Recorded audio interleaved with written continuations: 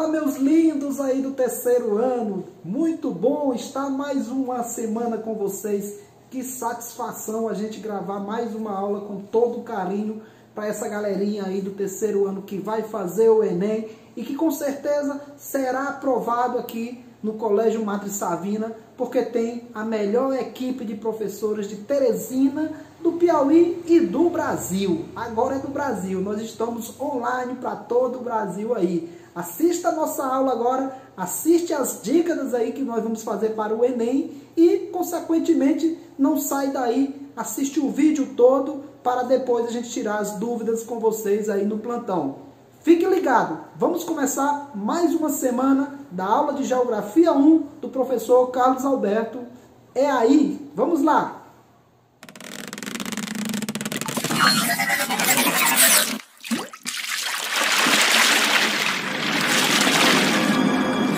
Fala, galerinha do terceiro ano, vamos trabalhar, vamos estudar. É hora de aprender aqui com a geografia do professor Carlos Alberto. Fica ligado, fica atento que nós vamos trazer mais informações aí para vocês. Vai lá no plantão de dúvida, se tiver alguma dúvida. Hoje nós vamos trabalhar com vocês a classificação do relevo brasileiro e uma parte da hidrografia. A gente já vai entrar aí no livro 3 aí com a hidrografia mundial, destacando a importância da água no planeta. Na aula de hoje a gente vai trabalhar a classificação do relevo brasileiro, como foi classificado o relevo brasileiro, que autores importantes classificaram o relevo, que estrutura, qual a maneira, que ferramenta eles utilizaram para essa classificação. Fica ligado aí que eu vou já passar o slide aí para vocês. Vamos lá? Então, vamos lá então. E eu trouxe aqui para vocês a classificação do relevo brasileiro. Você pode ver aqui, como já vimos, o Brasil não está no limite das placas. A gente trabalhou bem a questão dos terremotos, dos vulcões. O Brasil ele é um país centralizado na placa, porém não está livre de abalo sísmico.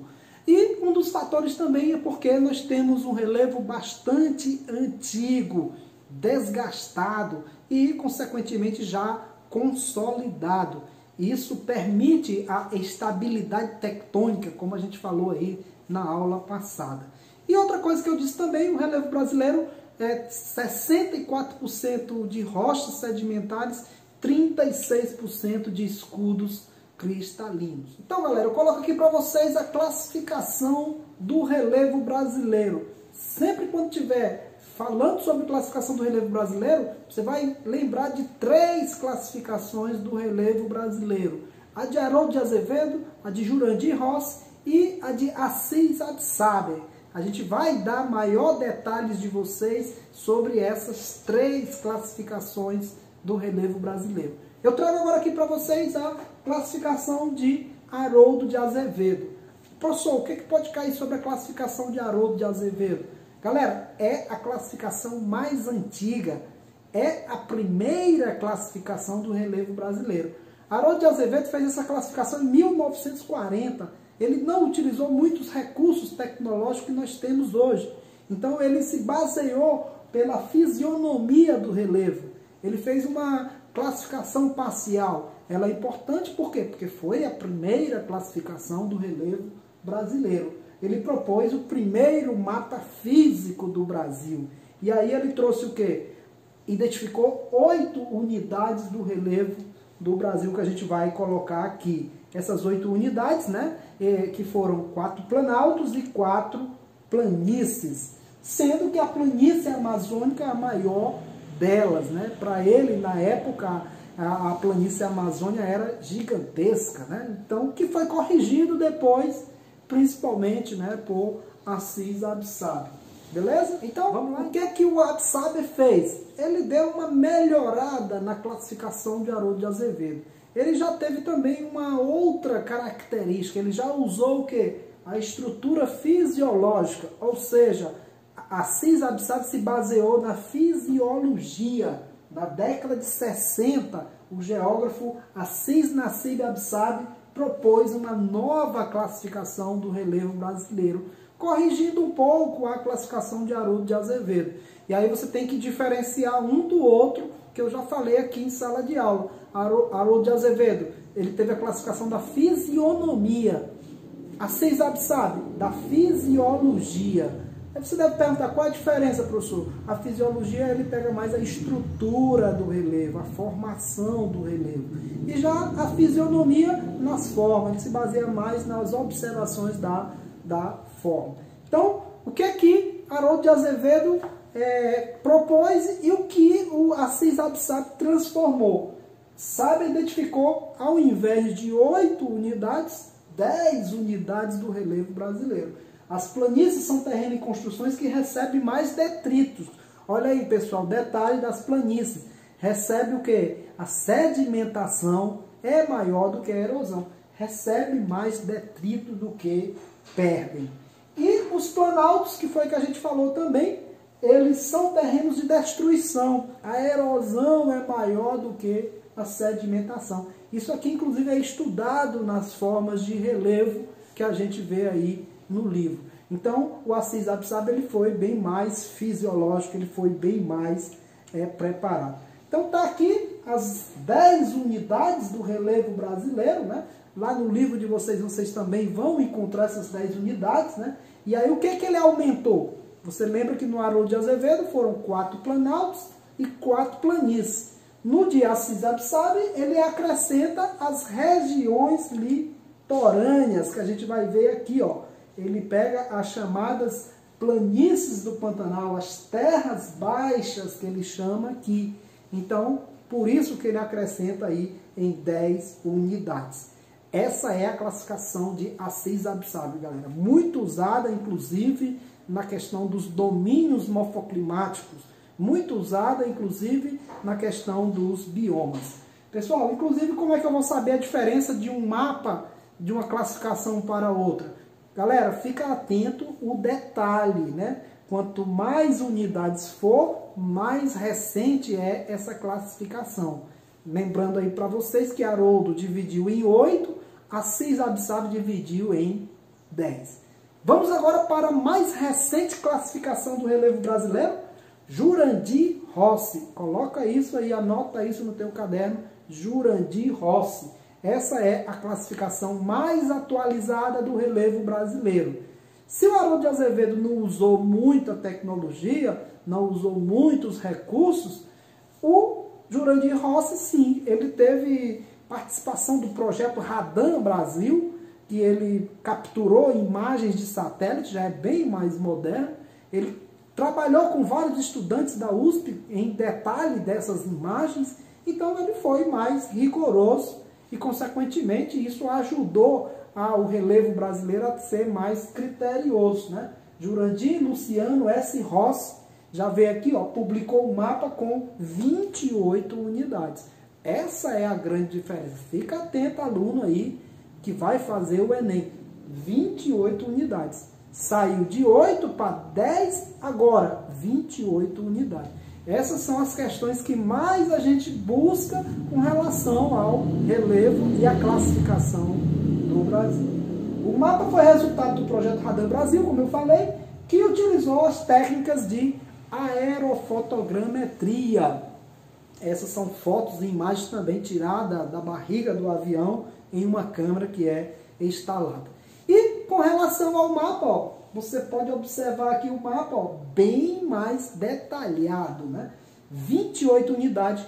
Para a gente não falar o nome de todas aí, o que a gente mais fala em sala de aula é que dessas 28 unidades ficaram divididas em quê? 11 planaltos, 11 depressões e 6 planícies. É outro fator que o Jurandir Rossi encontra, as depressões. As áreas rebaixadas, aqui no Brasil, principalmente entre planaltos. Aqui no Brasil, principalmente conhecida como depressão relativa, que a gente estudou aí na aula passada, aquelas que estão acima do nível do mar. Destaque aqui no Nordeste para a depressão sertaneja, a gente tem ela aqui como algum fator. E destaque para os planaltos residuais da Amazônia, que tem o norte e o sul, e bem no centro uma depressão. Beleza, galera? Vamos dar continuidade aqui. Professor, e o mapa? Você olha o mapa e observa. Se você vê um mapa desse mais detalhado, tu vai logo se ligar, mais repartido, mais bem dividido, classificação de Jurandir Rossi. A gente resume o nome deles aí, Jurandir Rossi, Haroldo de Azevedo e Absaber, que são os mais famosos geógrafos da classificação do relevo brasileiro. Então, vamos ver algumas diferenças aqui de Jurandir Rossi para Haroldo de Azevedo. Por exemplo, aqui as planícies são muito mais estreitas no Jurandir Rossi. Por quê? Ele pode perceber isso com a imagem de satélite. Não era um tamanho de uma planície enorme como pensava o Haroldo de Azevedo. Você pode olhar aqui no mapa a diferença aqui, ó. A planície de Haroldo de Azevedo. Olha aqui a planície aqui de Jurandir Rossi, muito bem menor. E lembrando que aqui ele só tinha o quê? Só era planície. No Jurandir Rossi ele encontrou planície, planalto e depressão. Ele dividiu aqui em 3 unidades, que é o normal, que é o que a gente encontra lá.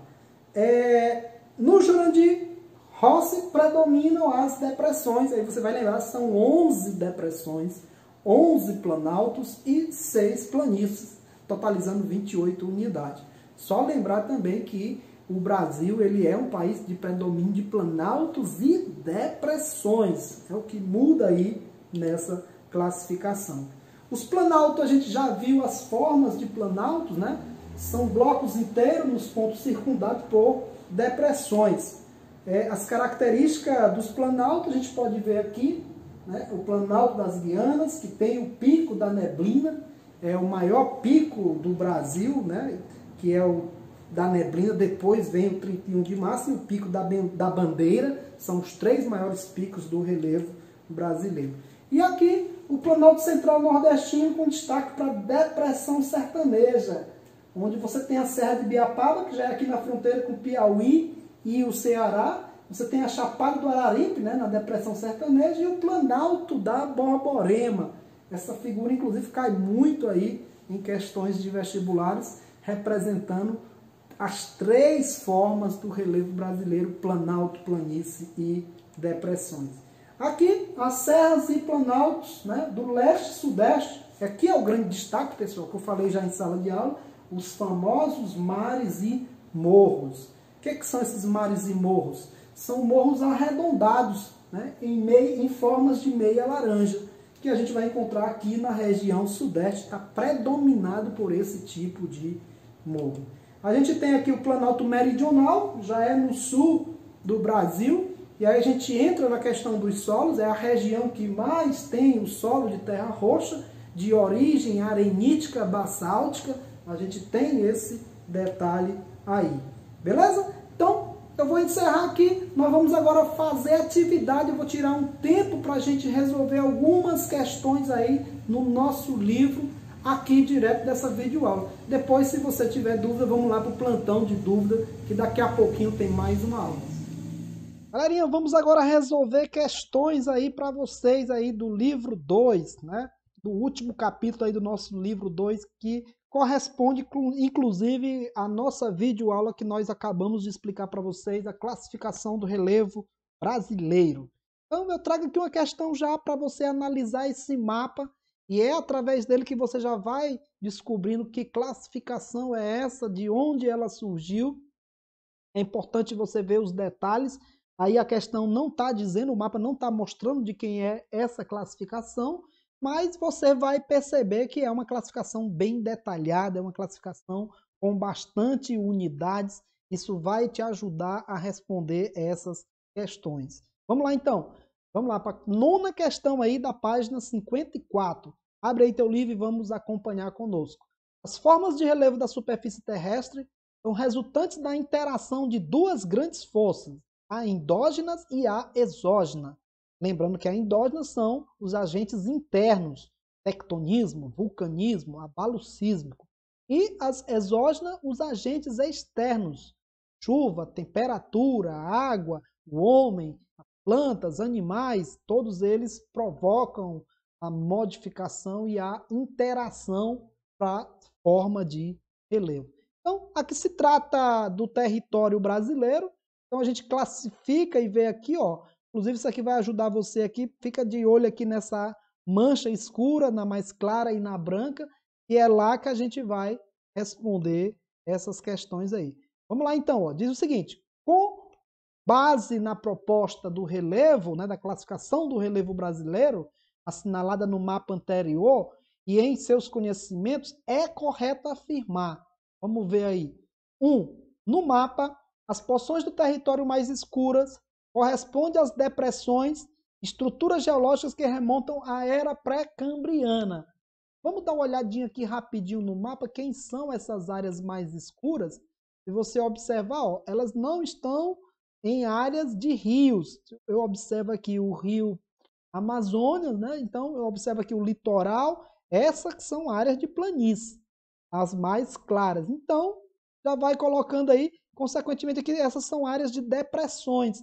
Então essa área mais escura já não é nem planície e muito menos depressão. Então sobrou o que, professor? São áreas de planaltos.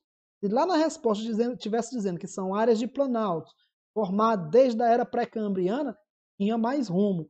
Só que não. Lá ele diz que as áreas mais escuras, tá bem aí, ó. No mapa, as porções de territórios mais escuros correspondem às depressões. Errado. Falsa a alternativa. Vamos lá para o item 2. No mapa, as porções de território mais escura, a mesma que a gente identificou aí, corresponde às planícies. Acabei de dizer já a resposta para vocês, não são planícies, são planaltos. E ele diz ainda mais aí, ó, e aos dobramentos modernos. Galera, no Brasil não tem dobramentos modernos. Nós só temos duas estruturas geológicas, bacia sedimentar e escudos cristalinos.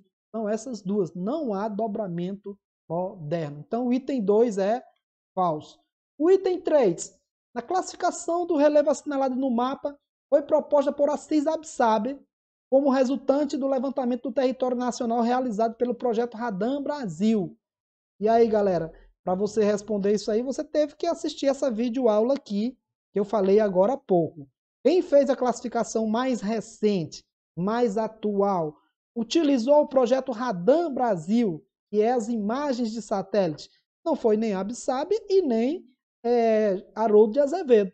Quem fez isso foi quem, pessoal? Jurandir Rossi. Não esquece disso aí. Por isso essa letra, esse terceiro item está falso. Ela não foi proposta por Assis Absabe. Você tem que lembrar que Assis Absabe foi a segunda classificação que teve como característica a fisiologia do relevo. Já o item 4, você pode observar aqui, a classificação do relevo assinalada no mapa foi proposta por Haroldo de Azevedo. Galera, eu já disse aqui, se não foi por Absabe, também não foi por Haroldo de Azevedo. O que vai responder essa questão? Verdadeiro somente o item 5, letra E. E diz o seguinte, ó, a classificação do relevo assinalada no mapa foi apresentada por Jurandir Rossi, sendo considerada a mais completa proposta de relevo, contando com 28 unidades, entre elas 11 planaltos, 10 planícies e 11 depressões. É importante você lembrar disso também, para não falar os nomes de todos. 11 planaltos, 10 planícies e 6 e 11 depressões. E a resposta aí é a letra E.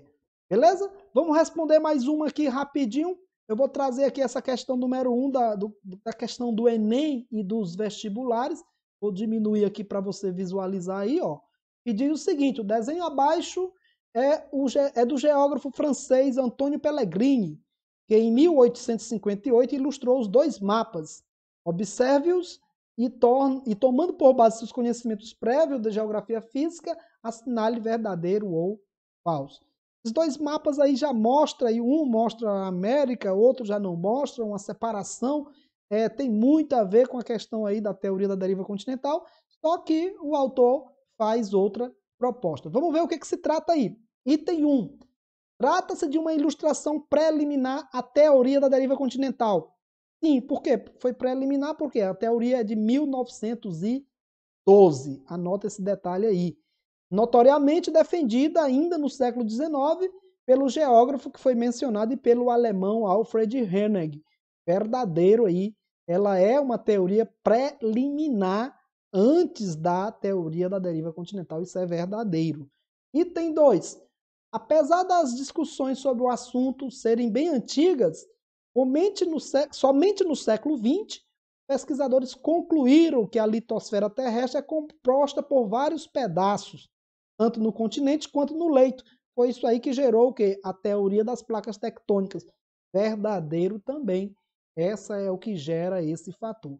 Na análise das placas tectônicas, constata-se que seu deslocamento continua a ocorrer até os dias atuais. Verdadeiro, pessoal. As placas ainda se movimentam. A gente viu isso na aula passada. Movimento orogenético, movimento epirogenético, convergente, divergente.